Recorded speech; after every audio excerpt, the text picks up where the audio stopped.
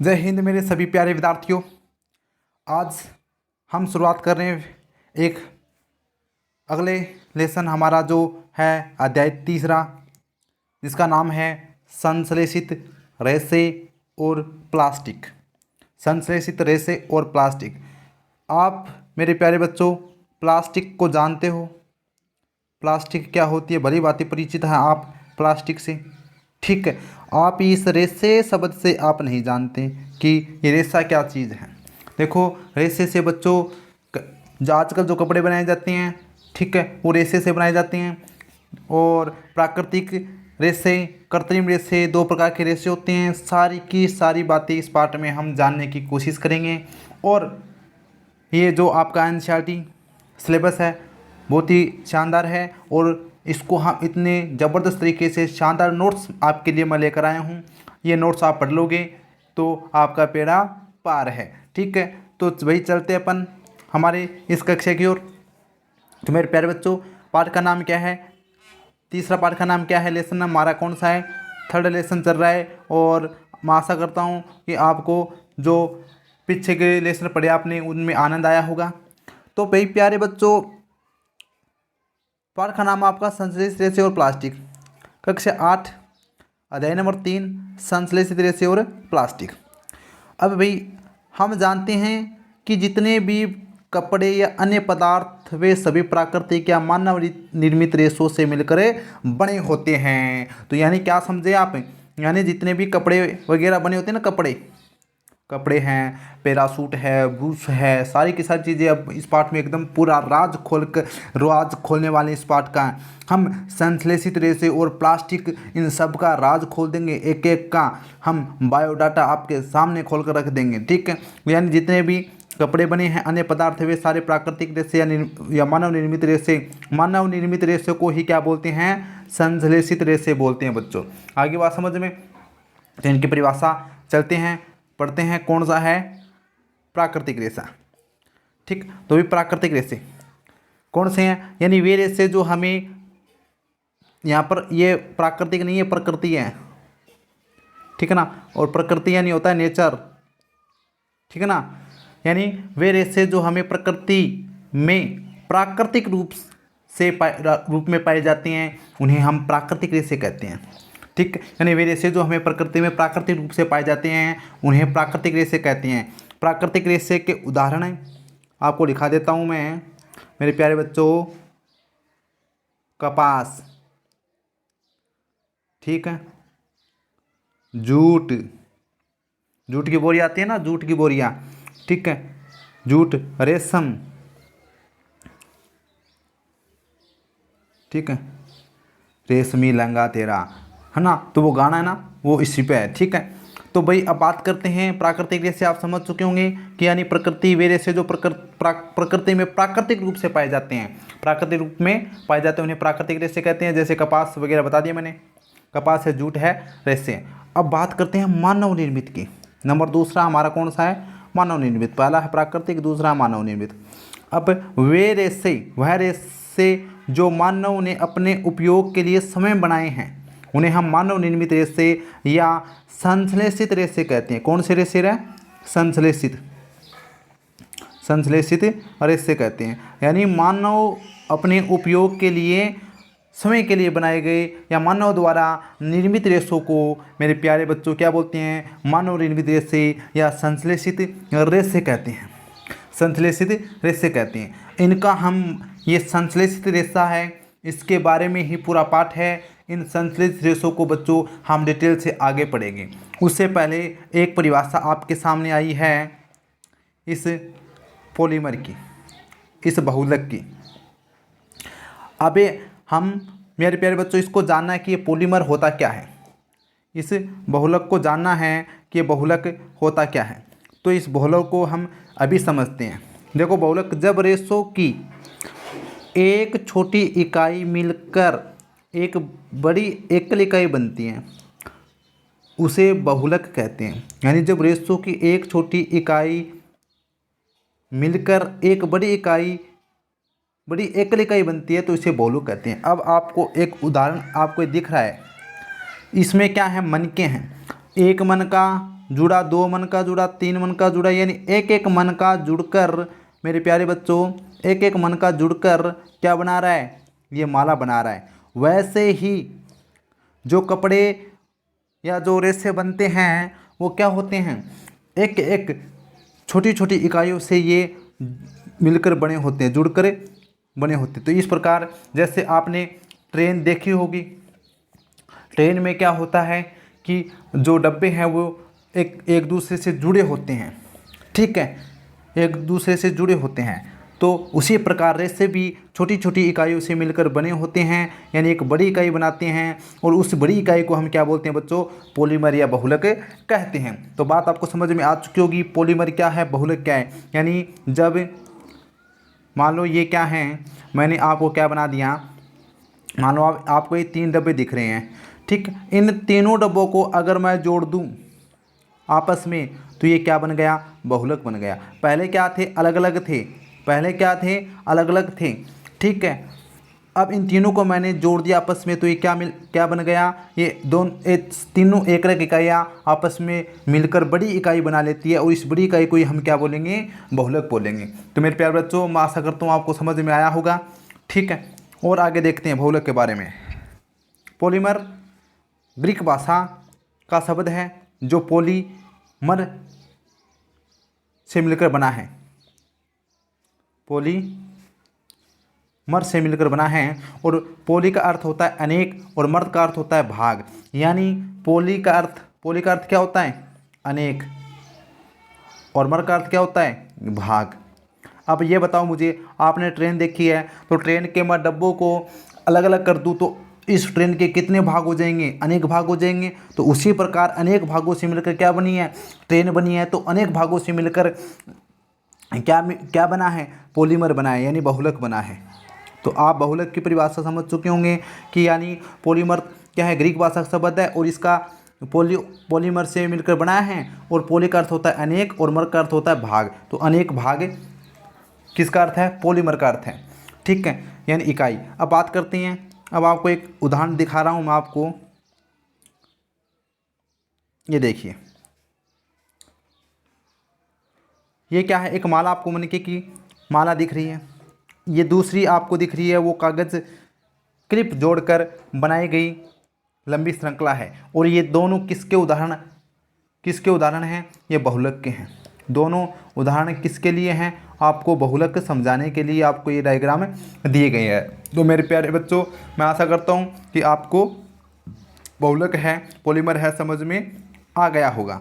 बात करते हैं, आगे बढ़ते हैं। शानदार नोट्स हैं, कॉपी में नोट कर लेना इनको, ठीक है। वीडियो को 1-2 बार आप देख लेना, याद हो जाएंगे। नोट जमा लेना अच्छी तरीके से, ठीक है, बुक में, और इनको याद कर लेना, ठीक है। और इस पाठ के प्रश्न उत्तर मैं आपको सारे के सारे करा दूंगा अगले क्लास में अपन, ठीक है। इस क्लास में हम पूरा का पूरा चैप्टर एक ही वीडियो में, एक ही क्लास में कंप्लीट कर देंगे, ठीक है। अब नोट है ई और, ठीक है, NOTE होता है नोट, ठीक है ना। हाँ, अब कपास एक बहुलक है जो हमें प्रकृति में पाया जाता है या पाई जाती है कपास, और ये सेलुलोज की बनी होती है। तो मैंने बताया था जो प्रकृति में पाया जाता है उसे हम प्राकृतिक बहुलक कहते हैं। क्या कहते हैं, प्राकृतिक बहुलक कहते हैं। तो मैंने कपास का उदाहरण बताया था, कपास क्या है, प्राकृतिक है। जूट क्या है, प्राकृतिक है। रेशम का टुकड़ा, ठीक है, ये भी क्या है, प्राकृतिक है। तो इस प्रकार बात करते हैं अपन संश्लेषित रेशों के प्रकार। यानी संश्लेषित रेशे कौन से हैं, मानव निर्मित रेशे। मानव निर्मित रेशों को ही हम क्या बोलते हैं, संश्लेषित रेशे कहते हैं। अभी हमने पढ़ा था पीछे, ठीक है। तो बच्चों समझ में आ चुका होगा। अब हम संश्लेषित रेशों के प्रकार पढ़ते हैं, मानव निर्मित रेशों के प्रकार पढ़ते हैं। तो मुख्य, ठीक है, मुख्य रूप से हैं, वही एडिटिंग में बहुत गलती हुई है, ठीक है ना, ये मुख्य नाम है, मुख्य, ठीक है। यानी मुख्य रूप से 3 प्रकार के होते हैं। बात करता हूँ कि ये कितने प्रकार के होती हैं। आपको पूछे कि संश्लेषित रेशे कितने प्रकार के होते हैं, तो बच्चों आपको क्या जवाब देना है कि सर ये तो 3 प्रकार के होते हैं। कौन कौन से रहे, रेयोन, नाइलॉन, पॉलिएस्टर या एक्रिलिक। यानी एक बार तो क्या है बच्चों, नाम थोड़े क्या हैं, आपको कन्फ्यूजन में लग रहे होंगे, लेकिन आप 2 बार पढ़ोगे 3 बार पढ़ोगे तो आपको बिल्कुल एकदम आसानी से ये नाम याद हो जाएगा। रेयोन, नाइलॉन, ठीक है, नाइलॉन है यहाँ पर, और पॉलिएस्टर और एक्रिलिक, ये 3 आपको याद रखने हैं। अब इनका प्रत्येक का एक एक हम डिटेल से पढ़ेंगे कि नाइलॉन क्या होता है, रेयोन क्या होता है, पॉलीएक्रिलिक क्या होता है, ठीक है। अब देखो रेयोन के बारे में, देखो रेयोन क्या होता है, ये रेशे कीट से प्राप्त होते हैं। तो रेयोन जो रेशा होता है वो किससे बनता है, वो कीट से बनता है। किससे बनता है, तो रेयोन रेशा किससे बनता है बच्चों, रेयोन रेशा है वो किससे बनता है, कीट से प्राप्त होता है या प्राप्त किया जाता है रेयोन। इसकी खोज किस देश में हुई, चीन देश में किसकी खोज हुई, रेयोन की खोज हुई, ठीक है। अब रेयोन की बात करें तो इससे बना हुआ कपड़ा बहुत महंगा होता है। यानी रेयोन से जो कपड़े बने, रेयोन से क्या बनते हैं, मैंने बताया कि इन रेशों से क्या बनती है, ज़्यादातर कपड़े बनते हैं, ठीक है। तो यानी रेयोन से जो कपड़े बनते हैं वो क्या होते हैं बच्चों, महंगे होते हैं, ठीक है। ये बहुत मुलायम होता है, यानी रेयोन क्या होता है, रेयोन के कपड़े क्या होते हैं, मुलायम होते हैं। तो हम क्या पढ़ रहे हैं, रेयोन है ना, रेयोन, इस रेयोन की विशेषताएं पढ़ रहे हैं। विशेषता बोल दो या गुण बोल दो या लक्षण बोल दो, ठीक है ना, तीनों की तीनों चीज़ें एक ही है, ठीक है। तो भैया रेयोन कीट रेशे कीट से, ये यानी रेयोन रेशे वो कीट से प्राप्त होती हैं। चीन में खोज हुई, बहुत महंगा कपड़ा होता है ये, इससे बना हुआ कपड़ा बहुत महंगा होता है, ये बहुत मुलायम होते हैं। इसको हम कृत्रिम रेशे भी कहते हैं। तो भाई कृत्रिम रेशे ही कहेंगे, क्योंकि वैसे तो कीट से हमें प्राप्त हुआ। कीट क्या है, कीट क्या है, एक जंतु है, यानी जीव जंतु पेड़ पौधों से प्राप्त होने वाले रेशों को हम प्राकृतिक रेशे कहते हैं, लेकिन इसको हम क्या बोलते हैं, रेयोन को कृत्रिम रेशा ही कहते हैं, ठीक है, कृत्रिम रेशा ही कहते हैं। ये प्राकृतिक स्रोत काष्ठ लुगदी से प्राप्त किया जाता है। यानी प्राकृतिक स्रोत, मैंने बताया ना, प्राकृतिक स्रोत काष्ठ लुगदी से भी प्राप्त किया जाता है। इसको आसानी से किसी भी रंग में रंगा जा सकता है। यानी रेयोन है ना, उसको आसानी से हम किसी भी रंग में हम रंग सकते हैं। इसको कपास और ऊन के साथ मिलाकर आसानी से चादर और कालीन या गलीचा बनाया जा सकता है। यानी इसको क्या करेंगे, कपास के साथ मिला देंगे ना, रेयोन प्लस कपास, ठीक है, रेयोन प्लस कपास और ऊन प्लस में इनके साथ क्या मिला देंगे, ऊन, तीनों को मिला देंगे ना, तो साथ मिलाकर आसानी से इन तीनों से क्या बनाई जा सकती हैं, चादर बनाई जा सकती है। क्या बनाई जा सकती है बच्चों, चादर बनाई जा सकती है, गलीचा बनाया जा सकता है, ठीक है। अब मैं आपको उदाहरण दिखाता हूँ रेयोन के, ये मैं आपको दिखा रहा हूँ डायग्राम। तो बच्चों ये चादर है, तो जितनी भी चादर हैं वो किससे बनती है, जितनी भी चादर है वो किससे बनती हैं, रेयोन से। ये क्या है, कपड़े हैं, ये कपड़े हैं, तो यानी कपड़े हैं, ठीक, ये कपड़े हैं। ये क्या है, गलीचा, गलीचा बोल सकते हैं इसको, गलीचा। तो यानी याद रखना कि रेयोन से क्या बनता है, रेयोन से बच्चों कपड़ा बनता है, गलीचे बनते हैं और चादर बनती हैं। ये 3 चीज़ें आप मोस्ट तरीके से याद रखोगे कि रेयोन से कौन कौन से निर्मित वस्तुएं निर्मित होती है। तो कपड़ा, गलीचा और चादर किससे बनाई जाती है, रेयोन से। तो समझ में आ चुका होगा, ठीक है। अब बात करते हैं नायलॉन की, ठीक है, बात करते हैं बच्चों किसकी, नायलॉन की। तो नायलॉन एक मानव निर्मित रेशा है। मानव निर्मित रेशा यानी एक संश्लेषित रेशा है, ठीक है। इसकी खोज 1931 में बिना किसी कच्चे माल, जंतु और पौधों के उपयोग से किया गया था। यानी कोई भी कच्चा माल, जंतु और पौधों के उपयोग से, यानी बिना कोई, यानी इसमें प्रकृति का तो कोई नाम ही नहीं है। यानी कोई भी जंतु इसमें उपयोग नहीं लिया गया, इसका निर्माण में कोई भी पेड़ पौधा उपयोग नहीं लिया गया, ठीक है। इसको मानव ने अलग ही तरीके से बनाया, ठीक है। कैसे किया वो देखो, इसका निर्माण कोयले, जल और वायु से किया गया है। तो आपसे पूछे कि नायलॉन है, इसका निर्माण कैसे किया गया है, तो बच्चों इसका निर्माण है वो कोयला जानते हो आप, ठीक है, जल और वायु। कोयला को बोलते हैं कार्बन C, जल को बोलते हैं H2O और इसको वायु को बोलते हैं O2। वायु में क्या होती है, वैसे तो वायु में O2 भी होती है, N2 भी होती है, SO2 भी होती है, ठीक है, CO2 भी होती है, कई प्रकार की गैसें होती है। तो आपको बस सीधा सा एक नाम याद, ये लाइन याद रखनी है कि नायलॉन का निर्माण कोयले, जल और वायु से किया जाता है। ठीक है, अब बात करते हैं, ये हल्का, प्रबल, चमकीला और धुलने में आसान होता है। यानी इसका जो नायलॉन का जो कपड़ा बनता है वो क्या होता है, चमकीला होता है और धुलने में आसान भी होता है। इसका प्रयोग जुराबे, रस्से, तंबू, दांत साफ करने के ब्रश, कारों की सीट के पट्टे, स्लीपिंग बैग पर्दे आदि बनाने में किया जाता है। तो मेरे प्यारे बच्चों, नायलॉन का उपयोग आप समझ चुके होंगे कि नायलॉन क्या एक मानव निर्मित रेशा है, एक संश्लेषित रेशा है। इससे क्या बनाए जाते हैं, इससे जुराबें बनाई जाती हैं, दांत साफ करने के ब्रश बनाए जाते हैं, कारों की जो सीट के पट्टे होते हैं वो बनाए जाते हैं, स्लीपिंग बैग बनाई जाती है, पर्दे हैं वो बनाए जाते हैं इनके। ठीक है, और इसका प्रयोग पैराशूट की रस्सी बनाने में भी किया जाता है। जैसे मैं आपको चित्र दिखाने वाला हूँ, आप सब कुछ याद हो जाएगा आपको चित्र देखते ही। ये देखिए, ठीक, ये बताओ ये क्या है, एक जुराब है, ये क्या है, ब्रुश है।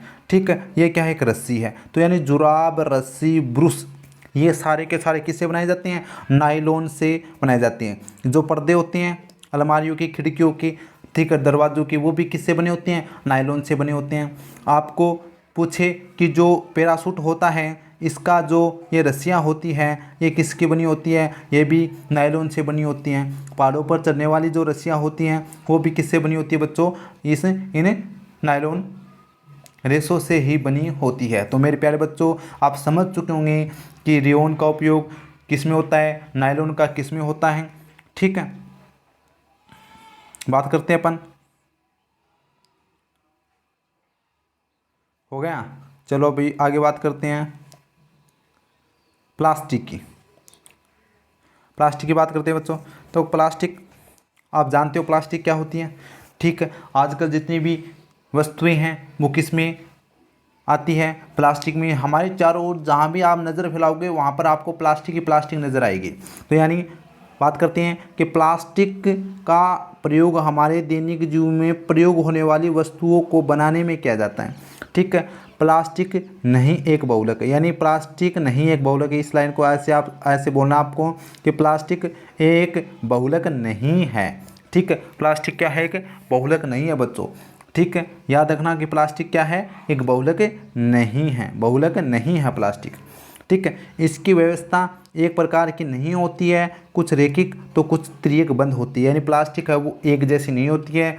ठीक है, इसकी व्यवस्था क्या होती है, यानी रेखा में भी होती है, और इसकी जो है वो संरचना ऐसे तिर्यक भी होती है। ये तिर्यक होती है, इसको तिर्यक संरचना बोलती है। ये तिर्यक है, ऊपर वाली क्या है, ये एक ऐसी रेखा है, सीधी रेखा ऐसे भी हो सकती है, ठीक है ना, और सीधी भी हो सकती है। इस प्रकार रेखीय और तिर्यक बंद दोनों इसकी संरचना कैसी मिलेगी, रेखिक और तिर्यक बंद मिलेगी।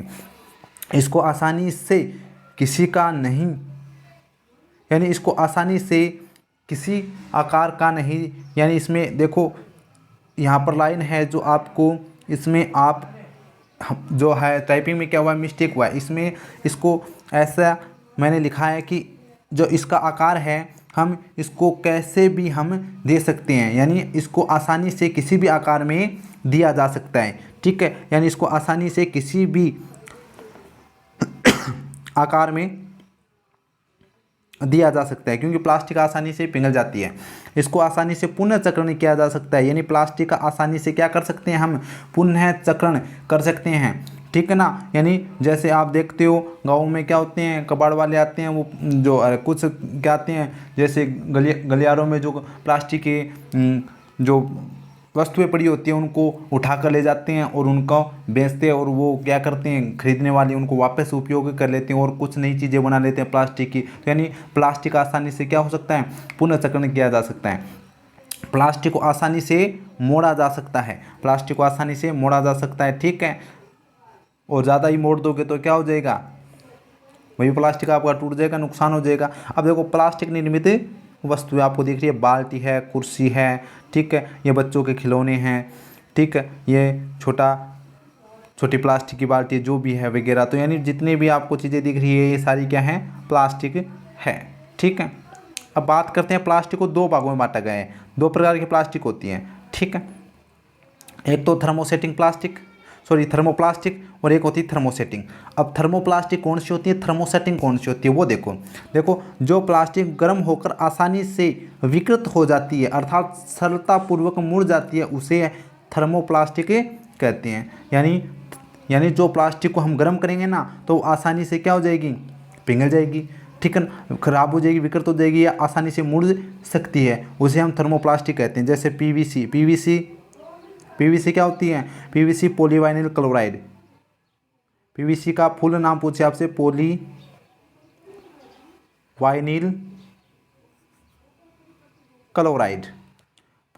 क्लोराइड होता है। पीवीसी का पूरा नाम क्या होता है बच्चों, पॉलीवाइनिल क्लोराइड। अब इस पीवीसी से बनते क्या हैं मेरे प्यारे बच्चों, आपसे पूछे कि पीवीसी से क्या बनते हैं, तो पीवीसी से जितने भी आप प्लास्टिक के पाइप देखते हो वो किससे बनाई जाती हैं, वो पीवीसी पॉलीवाइनिल क्लोराइड से ही बनाई जाती हैं, यानी पीवीसी के बने होते हैं। पॉलीवाइनिल क्लोराइड के ही सारे के सारे प्लास्टिक के पाइप बने होते हैं। और आप देखते होंगे कि प्लास्टिक के पाइप को गर्म कर कर आसानी से उसको अपना हम आकार है वो दे सकते हैं, ठीक है। तो यानी जो आसानी से क्या हो सकते हैं, गर्म हो सकते हैं, और हम सरलतापूर्वक उनको मोड़ सकते हैं, वो क्या होते हैं, थर्मोप्लास्टिक कहलाते हैं। जैसे पीवीसी आप समझ गए होंगे, पीवीसी क्या है, पाइप है। पॉलीथीन आप पॉलीथीन की थैलियाँ देखते हो, पॉलीथीन की थैलियाँ या बैग, ठीक है। पॉलीथीन को आप भली भांति जानते हो। पॉलीथीन को भी हम गर्म करेंगे तो आसानी से विकृत हो जाएगी, ठीक है, यानी उससे मोम निकलेगा और आसानी से वो मुड़ जाएगी, ठीक है। अब बात करते हैं हम किसकी बच्चों, हम बात करते हैं थर्मोसेटिंग की। और देखो थर्मोसेटिंग प्लास्टिक कौन सी होती है, थर्मोसेटिंग प्लास्टिक कौन सी होती है, थर्मोप्लास्टिक और थर्मोसेटिंग।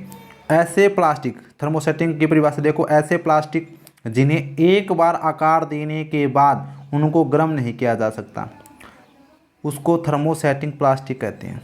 यानी इनको सिर्फ एक बार गर्म कर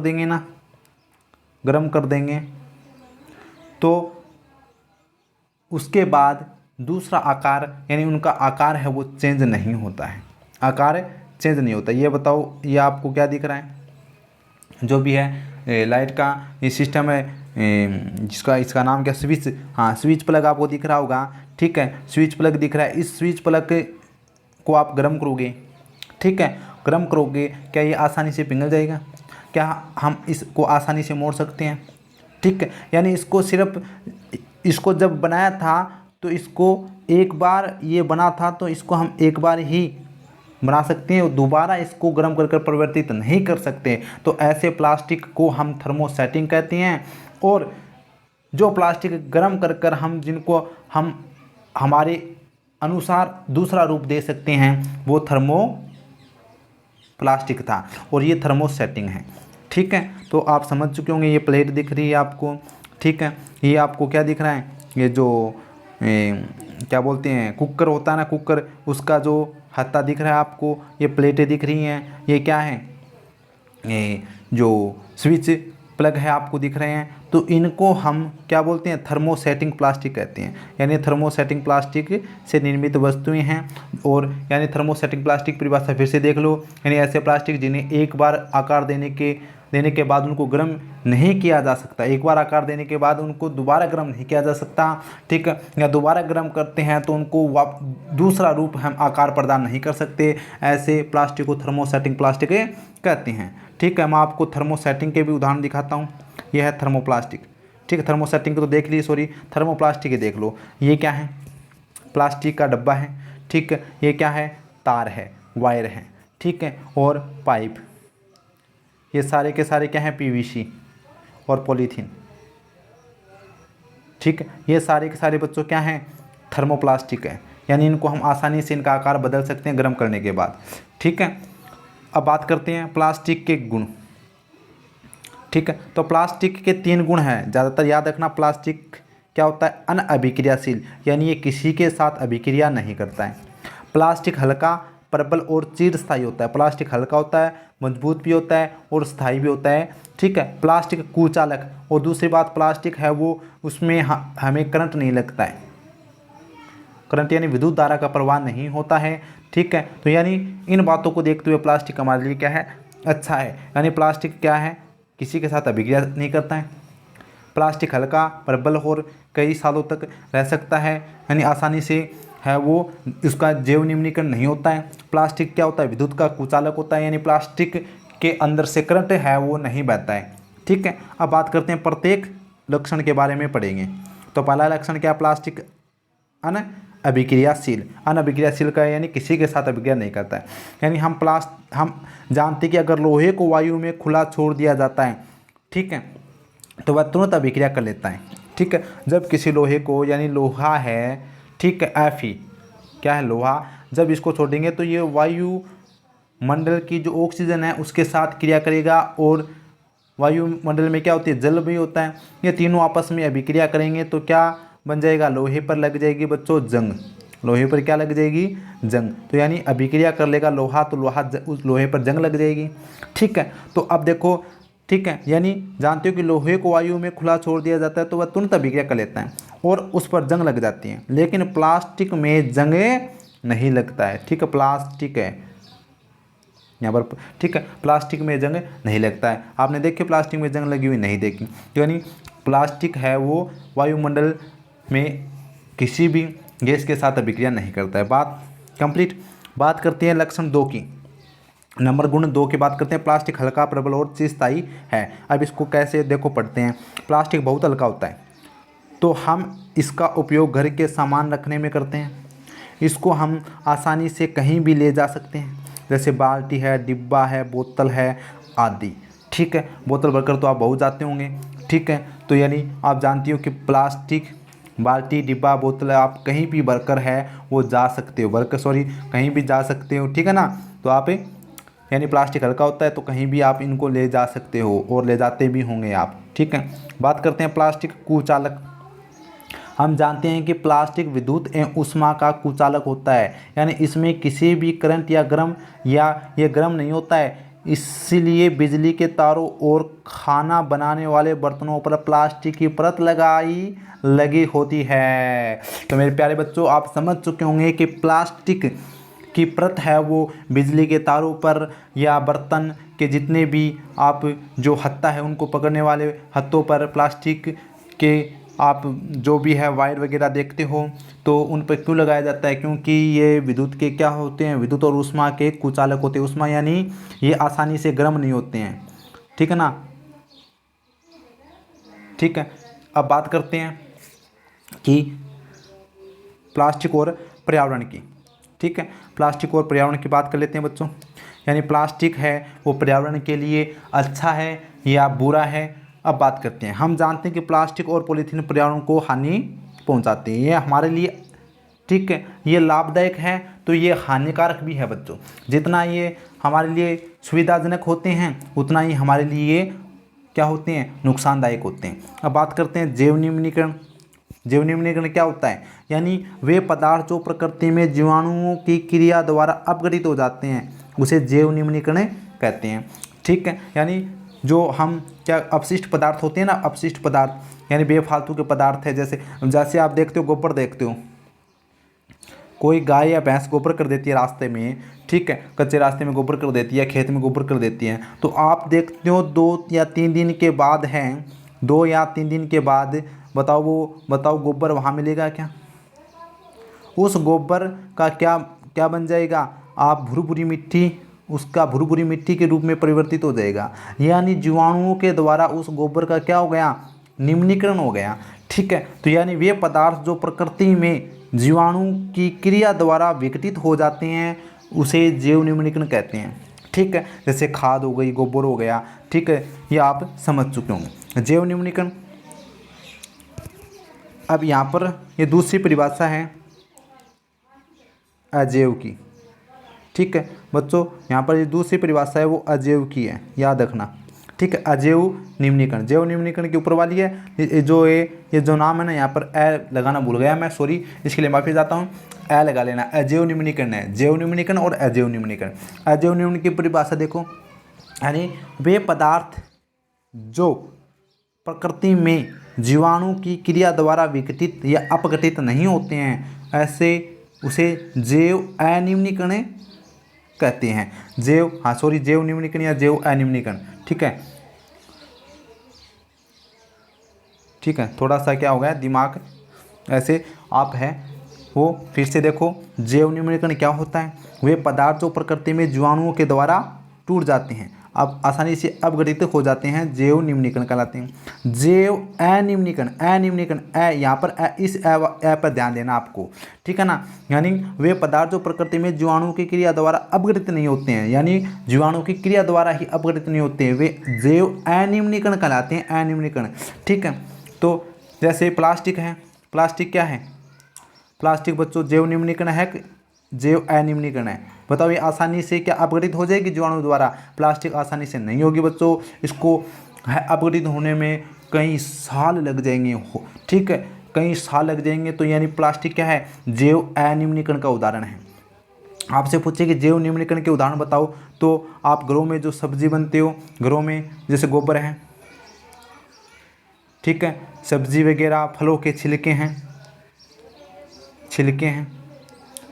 ठीक है, ये सारे के सारे क्या हैं, जैव निम्नीकरण है। ठीक है, जबकि जैव अनिम्नीकरण पूछे तो प्लास्टिक, जितनी भी प्लास्टिक है वो सारी की सारी क्या है बच्चों, अजैव निम्नीकरण है। आगे बात समझ में, ठीक है, तो ये बात आपको ध्यान में रखना, जैव निम्नीकरण के उदाहरण और अजैव निम्नीकरण के उदाहरण। अब बात करते हैं कि वस्तुओं का पुनर्चक्रण, यानी वस्तु को बार बार उपयोग किस सिद्धांत पर हम करते हैं, तो उस सिद्धांत का नाम है 4R का सिद्धांत। ठीक है, 4R का सिद्धांत क्या है सर, हमें समझाओ। देखो 4R का सिद्धांत ये है कि पहला R रेड्यूस, ठीक, रेड्यूस का अर्थ होता है उपयोग कम करिए, यानी प्लास्टिक का उपयोग क्या करो, प्लास्टिक को कम करने के लिए, यानी प्लास्टिक का उपयोग कम करो, रेड्यूस करो। ठीक है, दूसरा R कहता है हमें 4R है, 1R 2R 3R और 4R। पहला R क्या करता है, रिड्यूस करो, यानी उपयोग कम करो, यानी प्लास्टिक का जो पर्यावरण को हानि पहुंचाती है उन वस्तुओं का उपयोग कम करो। रीयूज यानी पुनः उपयोग करिए, यानी एक बार आपने प्लास्टिक का उपयोग कर लिया, उस प्लास्टिक का आप वापस पुनः उपयोग कीजिए। ठीक है ना, एक बार करने के बाद आप उसको वापस उपयोग में लीजिए, वो होता है रीयूज। ठीक है ना। तीसरा R कहता है रिसाइकल, यानी पुनः चक्रित करिए, जो आपने जो बनाया है, प्लास्टिक बनाया है, उस प्लास्टिक को किसी ने फेंक दिया है, उसको उठाकर वापस उसी से कुछ नया पदार्थ बनाइए, पुनः चक्रित कीजिए, यानी रिसाइकल कीजिए उसका। ठीक है, पुनः प्राप्त करिए, यानी रिट्राइव यानी उनको पुनः है उसी प्लास्टिक को पुनः प्राप्त कीजिए उसी से।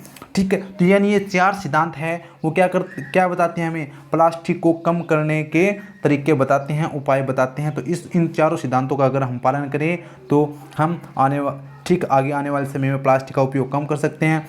ठीक है, और प्लास्टिक हमारी प्रकृति के लिए हानिकारक होती है बच्चों। ठीक है, हमें कम से कम प्लास्टिक का उपयोग करना चाहिए। ठीक है, और प्लास्टिक की जगह आपको जो बैग होती है, कपड़ों का बैग है, उसका उपयोग करना चाहिए। ठीक है, प्लास्टिक एक रासायनिक विधियों से बनती है और वो हमारे लिए हानिकारक भी होती है। तो भाई क्लास है वो आपकी कंप्लीट हो चुकी है। कैसी लगी आपको क्लास? ठीक है, अगर क्लास अच्छी लगी है तो क्लास को लाइक शेयर और चैनल को आपने अगर सब्सक्राइब नहीं किया तो बच्चों सब्सक्राइब कर देना। ठीक है, और मिलते हम इस पार्ट के प्रश्न उत्तरों के साथ, और फिर उसके बाद हम अगला पार्ट स्टार्ट कर देंगे। ठीक है, जय हिंद, जय Bharat, okay bye, thank you.